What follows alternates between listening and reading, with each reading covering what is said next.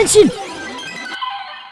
Dua episode terakhir bakalan berfokus ke konklusi akhir cerita Revice itu akan seperti apa ya.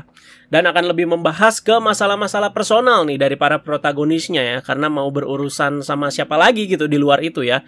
Gifu udah beres, George juga sudah beres. Jadi ya udahan dulu lah Revice ampasnya ya. Ya kalian masa nggak merasa capek apa gitu ya ngomong kayak gitu terus ya. Orang yang dengernya juga udah jengah ya. Karena udah overuse pak ya. Dan nanti aja ya kalau memang mau nyepet dan juga hujat secara sehat lah bisa dibilang ya udah serialnya ini bener-bener abis lah ya. Ini Ana bukan membela si Revice-nya ya. Cuman memang lebih pengen mengkondusifkan aja nih ya, yang lumayan barbar nih perilaku fans dari kemarin ya. Jadi langsung saja kita bakalan bahas Kamen Rider Revice episode 49. Tetap bersabar, tetap semangat. Revice 1 episode lagi tamat ya. Oke, sebelum itu Ana juga di sini pakai casing HP yang keren banget dari Toku Project dengan desain Giver Grex ya. Wow, ini mantap teman-teman ya. Jadi Ana suka sih yang jenis-jenis kayak jelly soft case kayak gini. Perfectly fit di HP Ana. Jadi nggak cuman Giver Grex ini aja, tapi pastinya banyak desain-desain lainnya teman-teman ya. Bagi kalian yang penasaran dan langsung pengen kalian order, silahkan kalian langsung kunjungi Toku Project. Untuk link pembeliannya ada di deskripsi ya. Nah, sebelum itu pendapat jujur juga nih ya di awal secara singkat. Setelah Ana nonton episode 1 ini, episode 49 ya. Ya, lumayan cukup terhibur sih ya. Jadi ada momen sedihnya dan lumayan kebawa juga di sini sama si pacingnya. Karena di awal nonton udah nggak ada ekspektasi apa-apa juga sih ya. Udah lempeng aja gitu ya. Ekspektasi rendah dalam artian bukan merendahkan teman-teman ya. Jadi kayak paling ceritanya gitu-gitu lagi. Nah kalau kayak gitu kan agak-agak merendahkan gitu ya. Cuman ya bener-bener nggak ada ekspektasi dan memang niat nontonnya itu ya udah gitu ya. Sambil chill aja gitu. Mestinya episode-episode akhir tuh ya. Kita tuh dibuat tegang dan yang pastinya nontonnya juga pasti makin kritis kan ya. Karena ya wajar udah mau tamat ya. Cerita itu semakin ke puncak konklusinya juga. Tapi beda sama si Revice ini memang ya. Memang ini sampai kayak mau ke puncak konklusinya. Cuman ya ini kayaknya gara-gara impact kemarin yang naik turun ceritanya ya. Jadi parah banget menurut Ana soal itu juga. Dan untuk alurnya bakal gimana semestinya sih udah sangat ketebak ya teman-teman ya. Untuk episode 49 ini dari yang kita udah lihat preview sejak episode kemarin atau minggu kemarin. Kemarin juga Ana kan udah tambahin teori-teorinya itu kayak gimana kira-kira. Kenapa sih ini gini, kenapa sih itu gitu. Tapi ya oke lah episode ini gitu ya. Walaupun ketebak sekali lagi. Yang Ana suka di episode ini sih ya yaitu. Jadi balik lagi ke masalah-masalah yang lebih personal. Setelah kemarin lihat pada Henshin mulu kan ya. Gelut mulu, warna ridernya juga warna-warni semua pula ya. Di sini tuh kayak lebih adem aja gitu ya episode ini ya. Jadi kayak berasa nonton dorama ya. Ada yang ngerasain nggak kayak gitu ya? Jadi ini poin plus juga sih teman-temannya, dimana menambah intensitas soal masalah yang dihadapi sama si protagonisnya di akhir-akhir cerita si Revice ini. Karena vibe-nya di sini lebih kayak dorama. Jadi menurut Ana sih sutradara yang tepat yang mestinya si Kami Horiyuchi ya. Pas banget nih buat menukangi 2 episode terakhir si Revice. Karena dia memang jagonya tuh di yang kayak begini-begini nih ya. Yang kayak di percakapan ya, dibikin senyap dan segala macem. Tapi sutradara buat 2 episode ke depan yaitu 49 dan 50 nanti sampai tamat adalah Takayuki Shibasaki ya. Memang sama kayak nama pemeran Blade pak ya, Takayuki Subaki ya. Tapi bukan teman-teman, orangnya beda di sini ya. Tapi ya menurut Ana sih dia menukanginya cukup oke lah untuk episode ini ya. Jadi kita dikejutkan di episode akhir kemarin setelah pertarungan Iki yang mencoba menyadarkan si George. Emang itu PR banget sih. Dan George juga ya Ana salut sih. Di sini dia itu udah insyaf, udah tobat dan juga kayak terus-terusan meminta maaf gitu ya. Jadi sangat-sangat meminta maaf, nggak lempeng aja gitu ya. Hasilnya Iki itu udah lupa sama 2 adiknya sendiri, yaitu Daiji dan juga si Sakura. Yang agak aneh, tapi masih inget sama Hiromi, sama George, bahkan Busan kalau nggak salah ya, yang pas di telepon itu. Tapi mungkin kalau soal itu sih udah dikenalin lagi mungkin ya, tapi ya nggak diliatin aja gitu. Impact untuk keluarga Igarashi ya memang jadinya mereka itu sangat sedih ya, terutama di episode kemarin berasa kayak kena mental. Papasan, mamasan, stres semuanya. Daiji, Sakura juga sedih. Walaupun katanya bilang, udah nggak apa-apa, ikut campur aja kakak. Tetap ya pas udah kejadian mah nangis pak ya, mewek ya.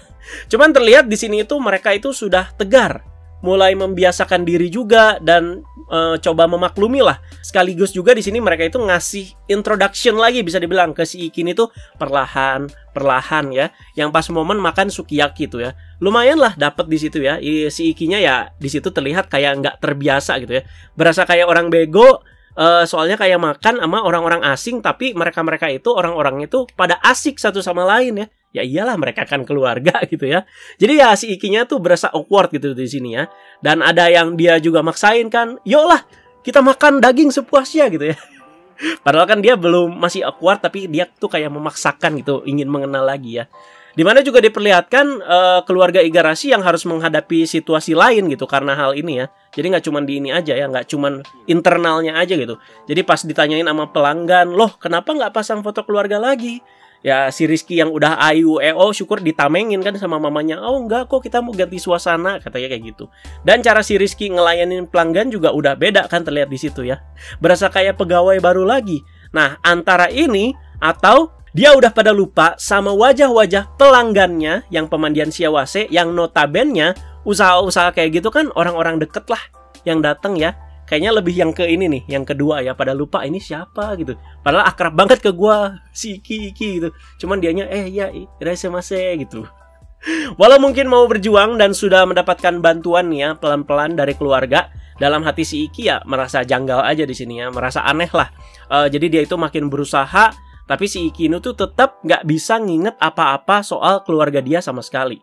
Jadi dari kata-kata si Rizky ini, aneh sih agak aneh ya. Lah bukannya emang kayak gitu. Makanya lu tuh kayak dibantu lagi nih dari nol gitu ya. Emang selama ini mereka pada bantu untuk berusaha lu nginget lagi gitu. "Hey, inget, sadar gitu. Ibarat lu ini tuh main game gitu. Save data lu hilang, ya lu harus mainin lagi dari awal, new game lagi. Iya kan, kayak gitu kan. Jadi ini tuh bukan usaha untuk si Rizky itu inget lagi kan, ya. Ini tuh kayak menanamkan lagi gitu, ngenalin lagi nih. Nih Daiji nih, nih Sakura, nih gua papa lu, nih gua ini mama lu gitu. Kayak gitu kan. Ya selain itu juga yang menambah kegelisahan Iki yaitu alasan dia bertarung ya. Apakah untuk keluarganya? Nah di titik ini dia juga ragu teman-teman ya. Dia bertarung tuh untuk siapa ya? Dari soal itu juga lupa ya gitu. Jadi makin resah, makin bingung, akhirnya si Iki ini tuh memutuskan untuk tinggal sendiri. Lebih tepatnya ya berdua sih di sini ya, hanya dengan si iblisnya saja, si Vice ya. Terpisahlah pokoknya dengan si keluarganya karena rasa kegelisahannya itu ya. Dia itu kayak dikasih kosan gitu ya buat para anggota Phoenix ya, mestinya dari si Hiromi Kadota, jadi kayak dapat tunggangannya gitulah. Di sini pun dipertanyakan oleh George soal kenapa kontrak Iki dan juga Vice itu belum berakhir. Karena di fase ini Iki itu dianggap sudah lupa sama semuanya, udah kayak kosong gitu ya. Ya udah lupa semua gitu, mau apa lagi gitu yang dilupain ya, ngerti kan maksudnya ya. Jadi ketika Iki ini sudah lupa semua, ya kontraknya ya berarti mestinya sudah beres. Dalam artian, ya mungkin Vice menghilang mestinya ya. Ini dijelaskan di akhir sih, jadi ya kita seling dulu lah soal ini nih ya. Kan katanya di sini pada mau lihat, "Wah aku penasaran sama Iki pakai jas kayak di opening," katanya. Nah udah terwujud nih di episode ini ya, buat nyari kerjaan. Tenang ya, Ana ya ngejokes aja gitu soal ini ya. Ya Ana tahu maksudnya kalian tuh pengen lihat Iki pakai jas itu dalam skala yang lebih serius kan, dirasuki lah, jadi antagonis lah, tiba-tiba bengis, tiba-tiba jahat kayak gitu kan maksudnya kan. Iya ngerti gitu. Tapi udah melihat episode ini dan juga kemungkinan kedepannya sepertinya kecil ya soal ini ya. Jadi ya tutup rapat-rapat dulu lah ya, itu harapan itu ya. Jadi udah rapi-rapi pakai jas kayak orang kantoran, akhirnya si Iki ini keterima kerja ya, jadi kerja di toko ramen. Ya nggak apa-apa, yang penting halal. Chaisu ramen kan nggak halal ya. Apalagi di Jepang, Pak. Nah, setelah itu Vice berulah nih ya. Ninggalin Iki, beringas, nyerang ini itu macam kayak monster mingguan aja gitu ya. Dan akhirnya di sini Papa San berubah lagi jadi Kamen Rider Deathstream buat ngelawan si Vice. Ada apa nih ya si Vice ya? Dan itu lawak bener Pak ya, pas si Deathstream lawan si Vice ya. Jadi dikalahinnya itu sama si Vice yang jadi bebek raksasa. Si Deathstream ini dimakan terus dikentutin Pak. Ke si Iki, si Vice itu juga sambil bilang hal-hal yang bikin Iki itu semakin emosi. Katanya emang selama ini itu tujuan si Vice, akhirnya dia bebas dan lain-lain, sampai semua ingatan si Iki ini lupa, baru si Vice ini beraksi ya. Sampai bilang dia, keluarga si Iki ini tuh udah dimakan semua sama si Vice. Ini jadi kayak di awal-awal ya, dimana si Vice itu pengen banget makan mamanya Iki. Ternyata ini hanya settingan dan akal-akalan si Vice. Dan hasil kong kali kong juga nih sama yang lain di balik layar soal ini. Makanya itu yang lain lucu aja gitu ya, pada nyumput semuanya ya. Si George, Hiromi, Tamaki, Busan gitu ya. Terus juga ada Mama-san, Sakura, dan itu kocak banget dong Sakura sama Mama-san bawa botol saus tomat. Jadi Vice yang terlihat berdarah-darah itu ya bukan darah teman-teman ya, tapi saus tomat. Ya biar makin dramatis gitu ya, biar si Iki ngira, anjir, dimakan keluarga gua gitu. Padahal pas saus tomat Pak ya, tinggal cocolin ayam aja padahal di situ.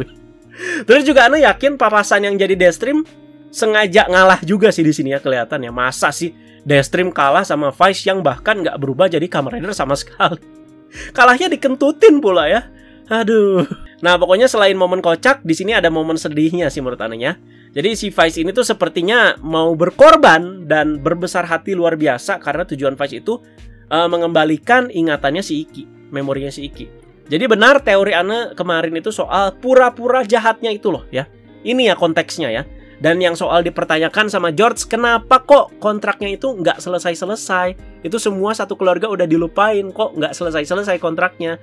Ya, pokoknya Iki tuh udah lupa kan sama semua orang, bukannya kayak gitu. Karena ternyata Vice itu sudah dianggap keluarga juga sama si Iki. Iblis sendiri sudah dianggap keluarga. Jadi ini sih ya, karena memang tema Revice adalah keluarga, jadi semua disinambungkan sama keluarga. Even Iblis sendiri juga, ya udah lu keluarga gua, kayak gitu ya. Nah, jadi dengan memaksa si Iki ini tuh henshin lagi, dan pasti otomatis dia kan bertarung lagi, ya. Mungkin bisa aja ini henshin terakhirnya mungkin ya, di serial ini mungkin ya. Jadi si Iki ini tuh bakalan lupa sama satu orang lagi setelah pertarungan ini. Siapa? Yaitu si Vice. Dan udah setelah itu, dengan begitu, ya udah, kontraknya selesai dianggapnya. Jadi para fans Super menurut Anda sih harus benar ya di bagian ini ya. Soalnya kalau beda arti takut pada salah kaprah. Soalnya krusial nih di bagian ini ya. Anda juga sampai recheck ke sub-sub English juga pastinya ya. Pertarungan yang terjadi nih ya di akhir kontrak. Dan setelah kontrak itu selesai, semestinya ya secara teori ya ingatan si Ikin itu balik ya. Tapi dia itu bakalan lupa sama si Vice ya. Makanya di sini actionnya Vice bisa dibilang ya luar biasa lah pengorbanan dan berbesar hatinya ini. Harus acting, harus terlihat jahat. Ya Anda yakin padahal dari hati ya, padahal dia itu nggak mau gitu ya. Dan ujung-ujungnya setelah dia itu acting seperti ini, ujung-ujungnya dilupain juga kan. Nah iya itu, jadi ya ini pengorbanannya luar biasa lah. Jadi semua itu demi protagonis kita juga yang luar biasa, yaitu Rizky Igarashi. Ini pas saling adu dengan form ultimate masing-masing juga menurut Anda sih keren ya. Apalagi pas henshin sequence-nya. Itu T-Rex-nya kan jadi kayak ada dua di masing-masing sisi. Terus kayak diadu gitu. Itu bagus sih teman-teman ya. Ya nggak hopeless amat sih Anda ya. Tetap bakal penasaran sama akhir konklusinya bakal kayak gimana. Yang bakalan juga jadi penutup buat cerita Revice setelah kita disajikan selama 1 tahun ya. Jadi nggak terlalu pesimistis amat, tetap penasaran gitu. Tetap ada rasa penasaran lah, walaupun sedikit atau setengah atau seberapa, tapi tetap ada rasa penasaran soal ini ya. Mungkin aja bakal ada ending yang sedih dan mengandung bawang mungkin ya. Udahlah nonton aja dulu ya, nggak usah gelap mata banget dulu. Ampas nih bakal ampas gitu ya. Ya kita lihat dulu lah nanti komentarnya nanti udah beres si Revice ini tamat di episode 50 gitu. Kalau misalkan konklusinya bagus, at least ada sedikit perbaikan lah gitu ya. Dan satu sisi ya bikin kita inget gitu sama si Revice ini, terutama soal endingnya ya, soal endingnya. Dan mereka juga harus mikirin betul-betul sih menurut Anda soal endingnya si Revice ini. Andai kata nanti si Revice ini tuh masih ada embel-embel nih, nyambung nih ke VC Next lah, ke movie yang biasanya garis besarnya itu ceritanya itu pasti nyambung ya. Ada teori-teori dari serial yang dibawa ke VC Next atau movie ini gitu ya. Jadi ya mereka harus mikirin juga di sini pastinya endingnya, nggak bisa ngasal juga. Andai kata nih ya misalkan Vice ini tuh menghilang gitu ya, ingatan Iki ini tuh balik ya. Pokoknya kontraknya katanya dianggap nggak pernah terjadi lah gitu ya. Terus gimana ke depannya si Iki ini tuh bakal jadi Kamen Rider lagi di VC Next atau si movie tersebut? Ini dia pertanyaannya kan. Iya kan?